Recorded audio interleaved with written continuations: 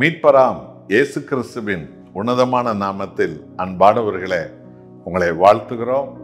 கர்த்தாதி கர்த்தருடைய ஆசீர்வாதத்தோடு கூட இந்த மாதத்தை நாம் ஆரம்பித்திருக்கிறோம். கர்த்தர் வருகிறார், ஆசீர்வாதத்தின் தேவன் வருகிறார். சாபங்களை சிலுவையில் அழித்து பரலோகத்தின் நித்திய ஆசீர்வாதத்தினால் தன்னுடைய ஜனங்களை சந்ததி சந்ததியாய் ஆசீர்வதித்து உயர்த்துகிற கர்த்தராகிய இயேசு கிறிஸ்துவனுடைய வருகைக்கு முழு உலகமும் ஆயத்தமாக்கப்பட்டிருக்கிற இந்த நாட்களில் உங்களை வாழ்த்துவதில் நாங்கள் பெரும் மகிழ்ச்சி அடைகிறோம். 2 நாளாகமும் 16ஆம் அதிகாரம் 9வது வசனத்தை நீங்கள் வாசித்து பாருங்கள். கர்த்தர் அவருடைய மகத்துவமுள்ள வல்லமையை நமக்கு கொடுப்பதில் எவ்வளோ வாஞ்சியா இருக்கிறார் என்பதை ஆவியானவர் இந்த வார்த்தை வழியாய் நம்மிடத்துல பேசுகிறார். தம்மை பற்றி உத்தம இதயத்தோடு இருக்கிறவர்களுக்கு தம்முடைய வல்லமை விளங்க பண்ணும்படி கர்த்தருடைய கண்கள் பூமி எங்கும் உலாவி கொண்டிருக்கிறது. ஹல்லேலூயா.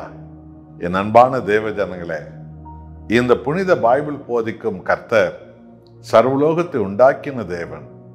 அவர் மகா சக்தியின் தேவன், மகா பராக்கிரமுள்ள தேவன், மகா மகிமையின் வல்லமை கொண்ட தேவன். அவருடைய மகத்துவங்கள் மகா மேலானது. அவருடைய அற்புதங்கள் எண்ண முடியாதவைகள். உலகம் தோன்றிய நாள் முதற்கொண்டு இன்றைய வரைக்கும் ஆண்டவராகிய இயேசு கிறிஸ்துவின் உன்னதமான நாமத்தினர் லட்ச லட்சமான அற்புதங்கள் உலகமெங்கும் அனுதினமும் தேவன் நிறைவேற்றி கொண்டே இருக்கிறார். தம்மை பற்றி உத்தம இதயத்தோடு இருக்கிறவர்களே கர்த்தர் வாஞ்சியோடு எதிர்பார்க்கிறார். எத்தனை மகிமையான ஒரு சத்தியம் அல்லவா! அவர்களுக்கு தனது வல்லமையை விளங்க பண்ணும்படி கர்த்தருடைய கண்கள் பூமி எங்கும் உலாவி கொண்டிருக்கிறதா. ஆமென். அன்பானவர்களே, அப்போஸ்தலர்களை அழைத்த ஆண்டவர் இயேசு, என் நாமத்தில் பிசாசுகளை துரத்துங்கள், வியாதியஸ்தர்களை சுகமாக்குங்கள், சாத்தானின் கட்டுக்களை முறியுங்கள், கட்டப்பட்டவர்களை விடுவியுங்கள் என்ற வல்லமையும் அதிகாரத்தையும் அவர்களுக்கு கர்த்தராகிய இயேசு கிறிஸ்து கொடுத்தார். அவர் மாறாத தேவன். ஆகவே இன்றைய சூழ்நிலையில ஆண்டவருடைய வருகைக்கு நான் உலகில தெய்வ பக்தி இருக்கிறதாய் சொல்லிக்கொண்டு தன்னை உண்டாக்கிய மெய்யான தெய்வமாம் கர்த்தராகிய இயேசுவை இன்னும் ஏற்றுக்கொள்ளாமல், அறியாமல், விசுவாசிக்காமல் வாழ்ந்து கொண்டிருக்கிற கோடி கோடியான மக்கள் கூட்டத்தின் மத்தியில தான் நான் வாழ்கிறோம். அப்படி என்று சொன்னால் அந்த ஜனங்களை பிசாசு பிடியில் இருந்தோம், சாப பிடியில் இருந்தோம், பாவ பிடியில் இருந்தோம், பொய் பக்தியின் பிடியில் இருந்தோம், உலக பிரகாரமான பலவிதமான பாவ கட்டுக்களின் பிடியில் இருந்தோம், உலக பாதாள ஆவிகளின் பிடியில் இருந்தோம். இந்த ஜனங்களை இயேசுவின் நாமத்தில் விடுவிக்க வேண்டியது விசுவாசம் உள்ள ஒவ்வொரு கிறிஸ்தவனுடைய மாபெரும் அழைப்பாகும். எப்படி விடுவிப்பது? நம்முடைய பலத்தினாலையா, நமது அறிவாலையா, நமது தாளந்துகளாலையா? இல்லவே இல்லை, ஆண்டவருடைய ஆவியினாலே. ஆகவேதான் உத்தம இதயத்தை தேவன் இன்றைக்கும் எதிர்பார்க்கிறார். ஒரு சுத்திகரிக்கப்பட்ட பாத்திரத்துல தானே எப்போதும் நல்ல ஒரு உணவை நீங்களும் நாமும் சாப்பிட விரும்புகிறோம். அதுபோலதான் நமது இதயம் பாவமர கழுவப்பட்டு அது பரிசுத்தமாக்கப்பட்ட ஒரு இதயமாக அது மாறும்போது தேவன் தனது வல்லமையை அந்த சுத்திகரிக்கப்பட்ட இதயத்தில் அவர் வைத்து விடுகிறார்.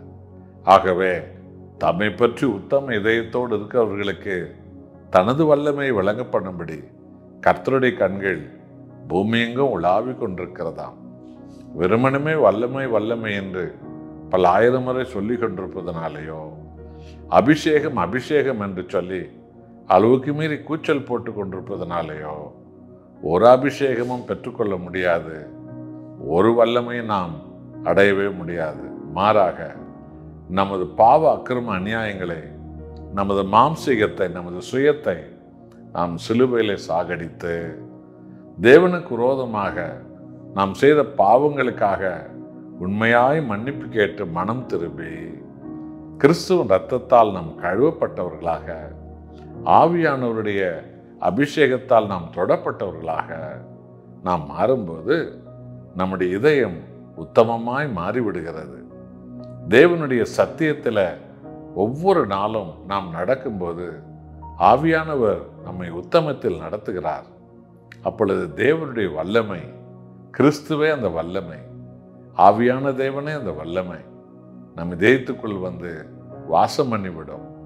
140 கோடி மக்களையும் பொய்யான வழிகளை விட்டு பரலோக தேவனின் மெய்யான வழிகளில கிறிஸ்துவின் வருகைக்கு முன்பு நாம் விடுவிக்க வேண்டும் என்றால் அந்த பரலோக வல்லமை நமக்கு எவ்வளவு அவசியம் இல்லையா? அப்படி என்று சொன்னால் உத்தம இதயத்தோடு நாம் தேவனை முழுமனதோடு பற்றி கொண்டவர்களாக நாம் மாற வேண்டும். அவரே நமது ஜீவன், அவரே நமது பேச்சும் மூச்சும், அவரே நமது எதிர்காலம். ஆகவே ஒப்பு கொடுப்போமா? ஜெபம் செய்வோம். அன்புள்ள நேச கர்த்தாவே, உம்மை பற்றி உத்தம இதயம் இருக்கிறவர்களே கர்த்தர் இன்றைக்கும் தேடிக்கொண்டே இருக்கிறீர். அவர்களுக்கு உமது வல்லமையை கொடுக்க நீர் மனதிற்கும் உள்ள தேவனாய் இருக்கிறீர். தேவனே, 1000 ஊழியர்கள் எழும்போது எவ்வளவு முக்கியமோ அதை விட மிக மிக முக்கியம் எல்லா ஊழியக்காரர்களும் விசுவாசிகளும் தேவனே உம்மை பற்றி உம்மை சார்ந்து உத்தம இதயம் உள்ளவர்களாக நாங்கள் மாற வேண்டும். அப்பொழுது உமது வல்லமை நாங்கள் பெற்றுக்கொள்வோம். அதனால் சாத்தானின் கட்டுக்களை நாங்கள் முறியடிப்போம். கட்டப்பட்ட ஜனங்களை நாங்கள் விடுவித்து ஆத்தும் ஆதாயம் செய்வோம். அப்படி ஆத்தும் ஆதாயம் செய்யும் வல்லமையை இந்தியாவில் உள்ள கிறிஸ்தவ சபைகளுக்கும் போதகர்களுக்கும் ஊழியக்காரிகளுக்கும் விசுவாசிகளுக்கு நீ தர வேண்டும் என்று நாங்கள் தாழ்மையோடு வேண்டிக் கொள்கிறோம். உத்தம இதயமே நீர் எதிர்பார்க்கிற ஒன்று. அப்படியாக எங்களை மாற்றும். இயேசு நாமத்தில் பிதாவே, ஆமென்.